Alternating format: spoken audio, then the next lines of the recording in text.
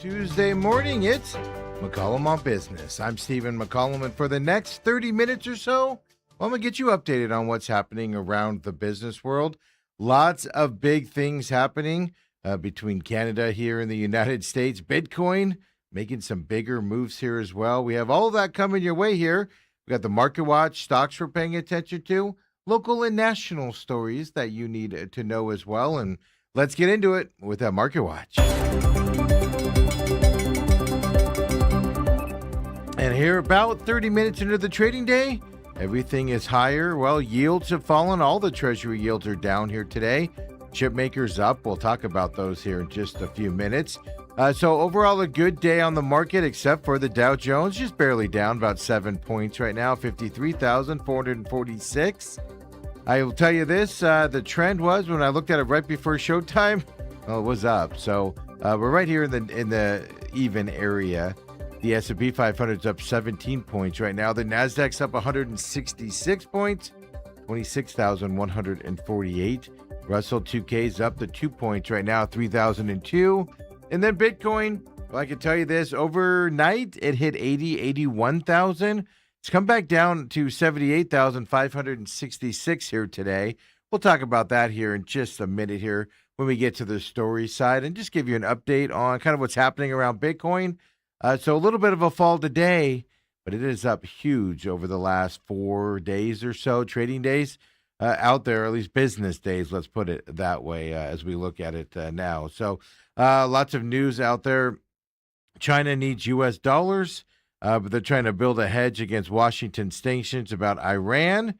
We'll talk about that coming up in our story side, Bitcoin as well. And stocks that we're paying attention to, well, we're going to look at those chip-making stocks out there. Now, NVIDIA does report tomorrow after the bell, Wednesday.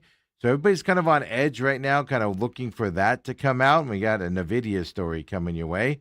But Advanced Micro Devices is the first story first stock we're looking at here today. 4.63% up right now as well. For them, well, Raymond James came out and they upgraded Advanced Micro Devices. You know them as AMD if you're shopping for computers and those things. Well, they bought them to strong buy is where they moved them to. They were at outperform before they moved them to strong buy. They have a $641 price target. Well, if you look here, right, they're trading at 478%. Well, as of yesterday's close there on Monday, that would be a 40% upside from yesterday's close on AMD. Big expectations for this stock.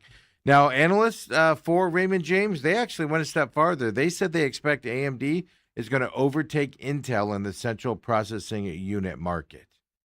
So big expectations from Raymond James on AMD, 4.59% up for that company. With that news out there, well, let's look at Intel since we just talked about them possibly being surpassed, at least Raymond James' expectations. Well, Intel, obviously everything is kind of up because of the wording around AMD here today, but Intel's up 3.06% right now. And then NVIDIA, let's just look at them as a chip maker since all chip makers are up. And NVIDIA reports tomorrow. Like I said, big story on them coming up here with something they're doing, which will lead to additional profits. 2.69% up right now for NVIDIA here as we're looking at these chip-making stocks. Later on when we come back, we're going to look at a company, Novartis Semiconductor. We're going to look at them. Dick's Sporting Goods, and then United Airlines are what we're going to look at. Coming up here when we look at the stock market and Market Watch here in just a little bit. But first, let's get into the stories that you need to know. And well, you just saw there, Bitcoin's trading at 78,000. Well, it was at 80,000 overnight, and it hit 80,000 for the first time in 15 weeks or so. Yeah, the last 8 days, Bitcoin is up 28%. Down a little bit here as the markets opened, at least in the U.S. markets as well. But that 28% upside, well, $350 billion in total market cap over the last 4 days. Now, why is that spectacular? Well, Bitcoin's wiped out 3 months of losses in less than a week. How fast it moved. So in the process, of Bitcoin being up 28%, even stocks pertaining to Bitcoin out there, crypto-linked stocks, well, they're up huge as well. Strategy, those shares are up 36% in the past month. Circle up 43%. Coinbase up 16%, and even Robinhood is up 12% with this little rally here on Coinbase. And it is amazing, or excuse me, on Bitcoin. It is amazing how Bitcoin will move markets when it goes up or way down as well from that side. As you know, the catalyst for this big run up for Bitcoin, couple different things happening out there. One, the Treasury Secretary surprising the financial markets last week. They doubled the maximum size of its long-term bond buyback operations. It went from $2 billion to $4 billion per session. What that did was that's adding liquidity into the markets. One of the things that hurt the cryptocurrencies was everybody was pulling out of the cryptocurrencies, moving into things like SpaceX with those IPOs, etc., which means there wasn't enough money to put back into the cryptocurrencies. So now you're getting the liquidity and people getting money back here to put into those. But then, right, that White House meeting that happened last week where President Trump and top digital asset players got together, and that was when Trump called on Congress to pass that fair version of the Clarity Act, which, President Trump wants to make America and to remain the undisputed leader in Bitcoin and crypto as general. Those are the catalysts for these big run-ups on the Bitcoin side, even though a little bit of a sell-off here today to the 78,000 level as well. Now let's go over to the Middle East. And, yesterday, Secretary of Treasury Scott Bessent put the economic war and outlined what the U.S. is going to do to Iran on the economic side. Well, the Iranian economy minister came out and they said that Iran is fully prepared, is how they phrased it, to handle the new sanctions under these economic D-Day effort that the U.S. is putting into effect. He predicted, Iran's people did predict in an interview with Iranian state television that the sanctions will end in another defeat for the United States. Quote, they have done everything they could to test the determination of the Iranian people and the country's officials, but they have failed every time. It seems they wish to suffer yet another defeat. He said that to the state media out there. He said, we've been waiting for these plans for a long time, and the government is and was ready and has a 2-year plan to manage these events in terms of the economic war now beset against Iran. And so on Monday, the U.S. Treasury Secretary Scott Bessent described the sanctions as, quote, the single greatest financial offensive ever, unquote. Yeah. He went on to say, and he warned countries that aiding Iran through this process, well, that means that those countries will be cut out from the U.S. financial system. So it also is, don't help them. And that's where we get into that conversation about China. They help Iran a lot out there. China needs U.S. dollars as well, but they're trying to get around the sanctions, both on China as well as this economic war against Iran as well. So all of that, the warning there against helping Iran and the decisions, they call it Operation Economic Outcast is what Scott Bessent had outlined yesterday as well. So Iran and its remaining supporters are getting huge sanctions against them and kind of ruin them economically, which I know I was reading over 2 weekends ago. Iran's inflation rate, it's like 2 million of their currency to $1 US right now, which is the worst it's ever been. They're being decimated, and we'll see how this plays out. Of course, it affects our oil and prices and things here in the United States. And let's come back over here and go to the America's hat up there. And of course, we're talking about Canada. Big words between the prime minister, some of the province leaders up there in Canada with the United States yesterday. And now Canada is set to announce details of retaliatory tariffs against the U.S. coming up. They're going to announce them today, all because the relations between the two countries deteriorated even more so on Monday. It already deteriorated over the weekend as well. Donald Trump, the U.S. president, he warned Canadian leaders on Monday to, quote, fall in line or face consequences far worse than existing tariffs. Well, then, Canadian Prime Minister Mark Carney accused the U.S. government of attempting to subordinate Canada. Yeah, that's the problem. Canada thinks they're an equal to the United States in this war. Now, say what you want between it, and you might be like, well, see, that's a stupid thing to say. They're not. They need the United States more, and it's just the leverage that the president's using out there. And I get it. You got to act tough, right, to get stuff through there. If you remember, the U.S. imposed new 50% tariffs on Canadian goods, wine, furniture, dairy products, $20 billion worth of stuff. And then Carney said the U.S. trade demands proved Washington wanted to, quote, destroy our major industries, unquote, including auto, steel, and aluminum coming down from Canada. Well, Donald Trump also threatened new 50% tariffs on Canadian cars, trucks, auto parts, steel. He said that would rise to 50% beginning January 1st of 2027. Now, Carney did kind of try to settle it down a little bit, and he suggested that Canada was ready to find a solution to the trade war.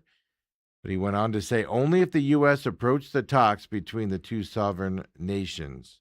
So instead of, like I said, keeping them as a subordinate out there, meaning Canada wants to come in on equal terms with the United States, is what they're asking for there. So, tit for tat trade war with Canada coming our way as well. And Canada, don't forget, 57% of their exports come to the United States. And so it's a war. It's interesting to watch be played out as well.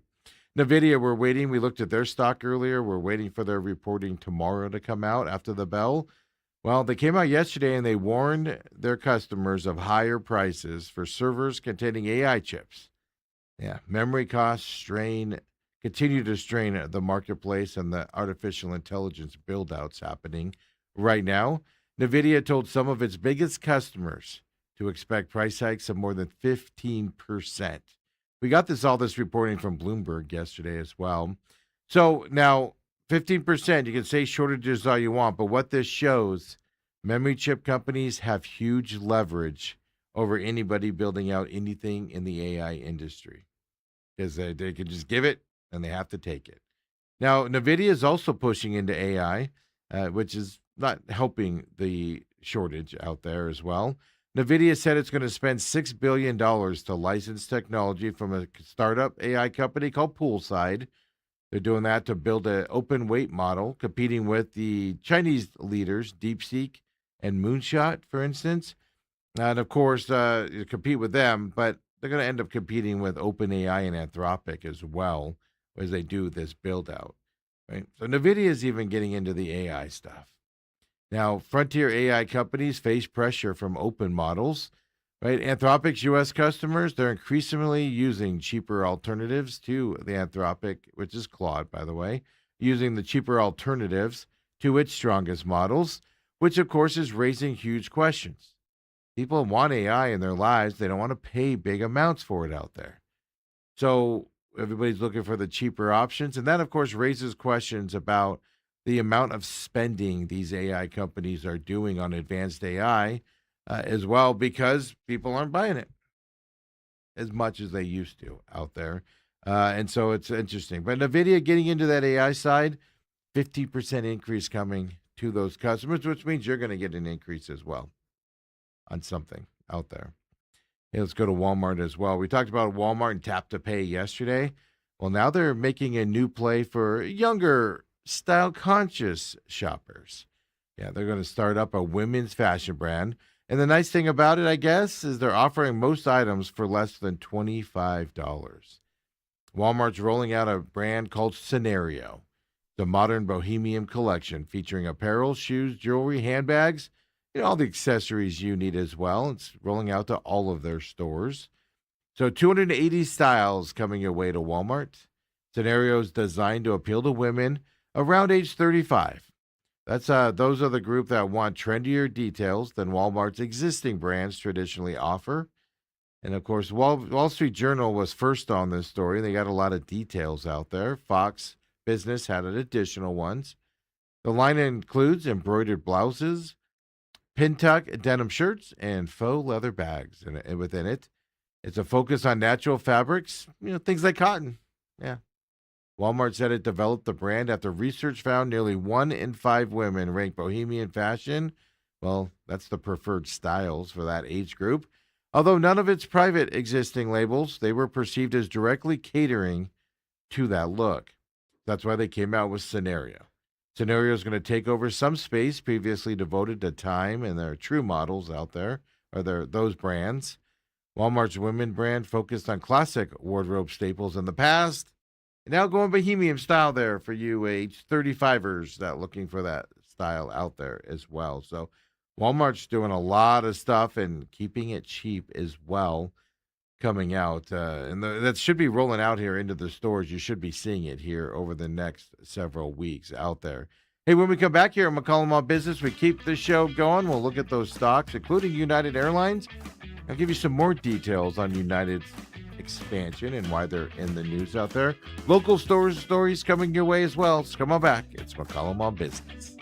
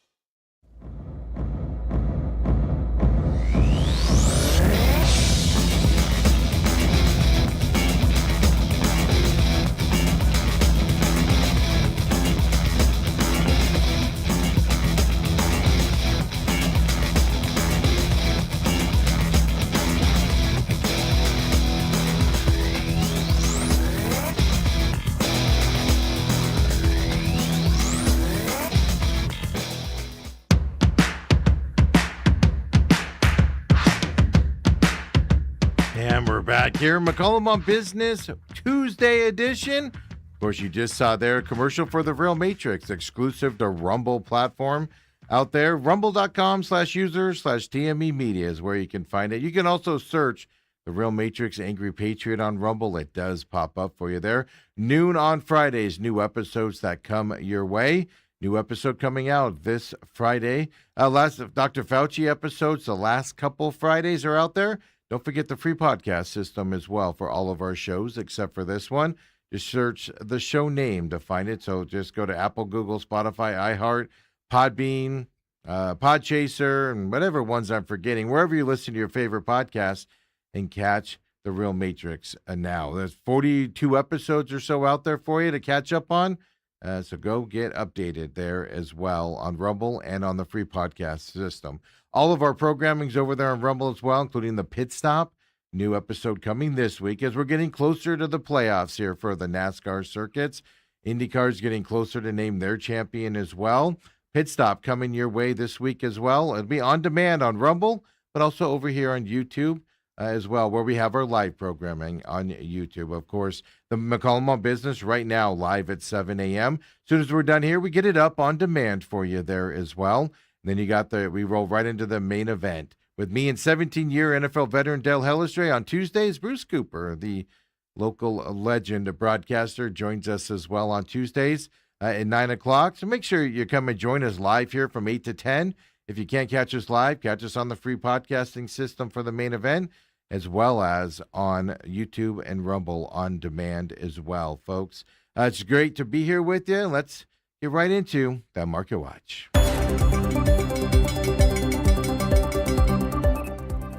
And just markets are green here now. I was just checking to see on my screen they showed green. A little bit of a delay with the services we use out there, but Dow Jones right now is up to 32 points. The yields are falling again today. Chip makers are up, as we talked about there in that first segment. S&P 500's up to 12 points right now as well. Russell 2K's up 2 points as that small cap index continues to rise. It's over 3,000 here and been trading over 3,000. And then there's Bitcoin down. Well, it's back to positive numbers today, but down. It did hit 81,000 overnight with the Asian markets. It's at 78,978 right now. Bitcoin is that continuing its rally here over the last several days. And as I said, hitting 80,000. Big run up here with money able to be invested into these companies out there. Stocks we're paying attention to right now. Well, first one we're going to look at, and don't forget, NVIDIA reports tomorrow after the bell, so everybody's going to be looking for that. But Navitas Semiconductor is what we're going to look at right now. They're up 3.35%. They said power management. I'm sorry. They say they're buying power management solutions company Claros. It's a deal valued at $232.8 million in cash and shares as of now. Yeah. They're not buying them. They're going to power them up, basically, is what they're going to do. They're bringing them in, working with them, buying their services and some of the companies. So that's that $232.8 million. Navitas is up 3.52% based off of that news. And then let's go to retailers. Dick's Sporting Goods, down big today, 25.64%. To me, Dick's is just really expensive for its sporting goods stuff. But, hey, they must be selling a lot. Big expansion out there. Well, revenue disappointment is what they did, and that's why they're down 25% today. They cited, Dick's did, a challenging market for footwear. They posted sales of $5.59 billion. Well, the expectation was $5.65 billion. Revenue, sales, I should say, are really bad there as well, but revenue disappointment as well. Big drop here for Dick's Sporting Goods, 25.70% right now. They're building a new one out by me out there at Signal Butte in Southern, right next to that giant Target that is now open. Have to see how they continue to perform out there as well. And then United Airlines is what we're going to look at, and that'll be our top story here in this segment. But United Airlines is up 2.13%. The headline says United Airlines said 2027 flights will span Sardinia to Okinawa. International expansion for United Airlines coming up in 2027. That news kind of led United Airlines up 2.15% here today on the market. And let's get into that as our story here before we get into the local stuff. United Airlines came out and they expect enough Airbus A321 XLR deliveries. They expect that there'll be enough of them to support its European expansion that's coming in 2027, next summer. United Airlines is pushing into smaller markets, and they see travel to the region staying strong, and they not just summer months, but also into the fall and autumn months is what they're expecting. United Airlines plans to use the long-range single-aisle jet on 5 new European routes in 2027. To places like Luxembourg, Ibiza, Spain, let's see here, Toulouse, France as well. Trying to find those cities here in my script. Now, the United Airlines is part of the largest international expansion in the airline's history, or these planes are, in those cities. There's service to 10 new cities in Europe and Asia coming your way next year. So the A321 XLR is going to help United phase out its aging Boeing 757 fleet. Now, United's phasing out the 757s as the new A321 XLR jets enter service.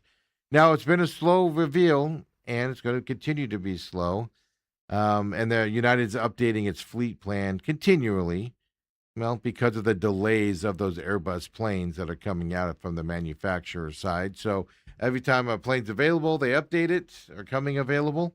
But big moves here with those Airbus planes for Europe. And United, especially if you're going to travel to Europe next year as well. Now, here in Arizona, the FTC came out, the Federal Trade Commission. They said they reached the settlement with Zillow and Redfin. There's been a lawsuit going on for a little bit now.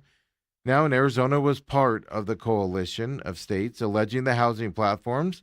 Well, they say they illegally entered agreements to reduce competition. This is that lawsuit that claims Zillow and Redfin paid $100 million to shut down its multifamily rental advertising business and transfer clients to Zillow. Right? Zillow paid Redfin to not be a competitor. Redfin agreed to exclusively post Zillow's apartment listings on its websites in exchange of that $100 million fee.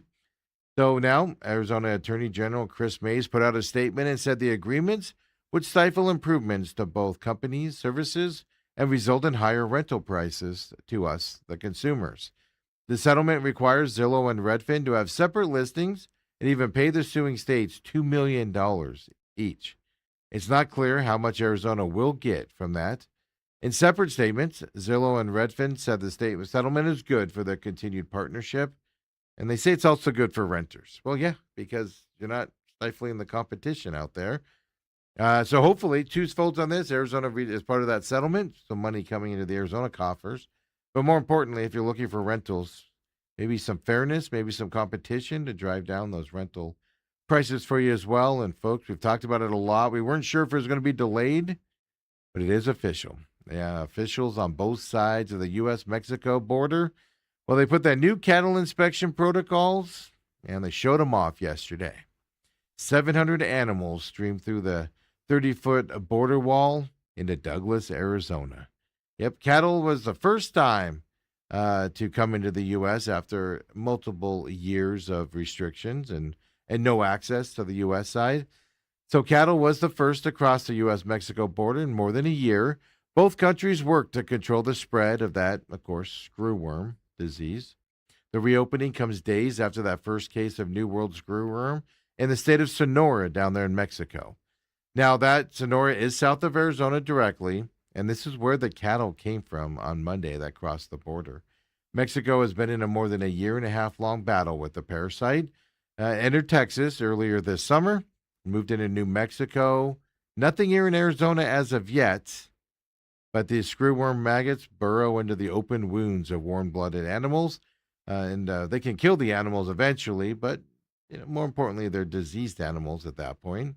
Officials on both sides of the border say the recent case in Sonora, which, like I said, it's south of Arizona, but it's like 300, 400 miles south of Douglas in Arizona.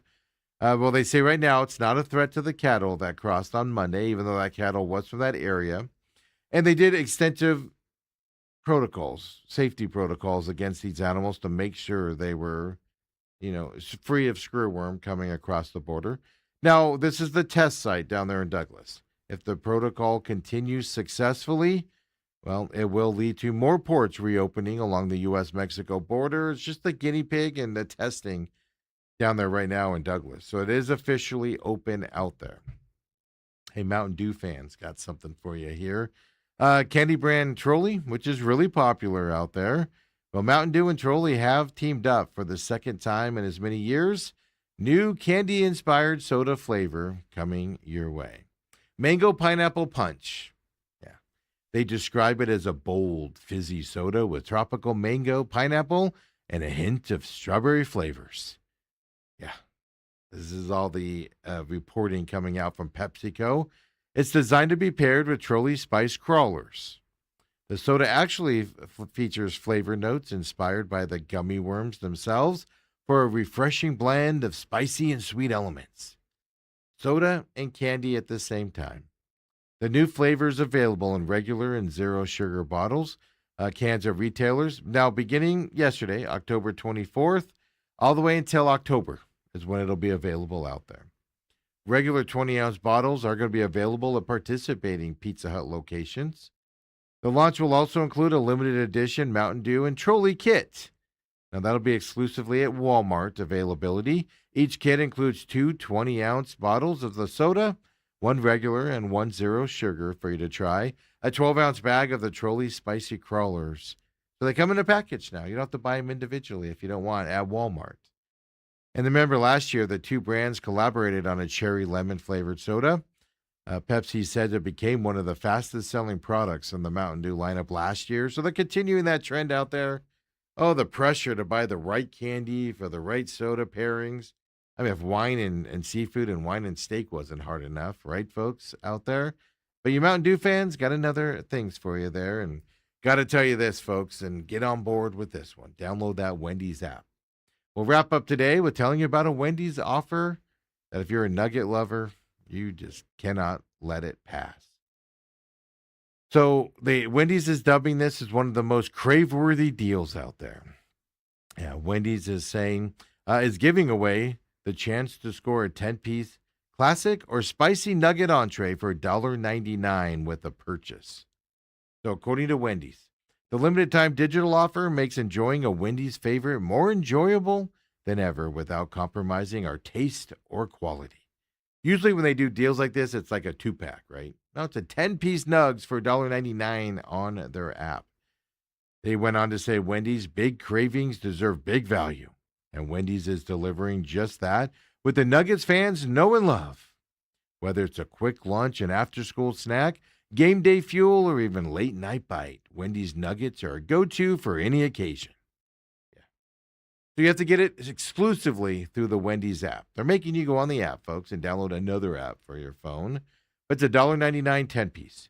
You can either claim a 10-piece classic or spicy nugget entree with your purchase of something else. Just get a drink with it. The digital offers available at participating restaurants from yesterday till September 27th coming up. The coupon refreshes daily in the Wendy's app, so you can redeem it each day during the promotion if you'd so like. And my question is, Ethan was downloading it this morning. I don't think he'll get it. Oh, Ethan says the coupon is in there. He downloaded it right before the show because he saw it. You know, college kids. He started college yesterday and has classes today. He downloaded it and he said the coupon is in his app today. I told him he might have to wait till tomorrow. There you go, folks. $1.99 10-piece nugs with purchase of something else. Get on board on that, folks, for you as well, especially you college students. Make something simple for your parents when you're asking for money from them out there, and high school kids out there. Hey, appreciate you joining us for the McCollum on Business here on the Tuesday edition. Of course, we'll be back tomorrow, 7 a.m. as well. Autumn says, Wendy Nuggets are favorite with my kids. Of all the fast food places, Wendy's Nuggets are the best ones. I'm not going to lie to you there as well.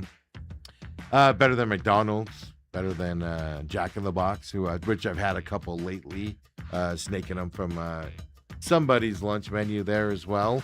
So there you go, $1.99 for the next, month through September 27th. It looks like it's going to be a hit if it's by our audience reaction to it and Ethan's audience reaction to it. We'll see you tomorrow, everybody, 7 a.m. Main event coming up next, 8 a.m. live here on YouTube. See you over there, folks.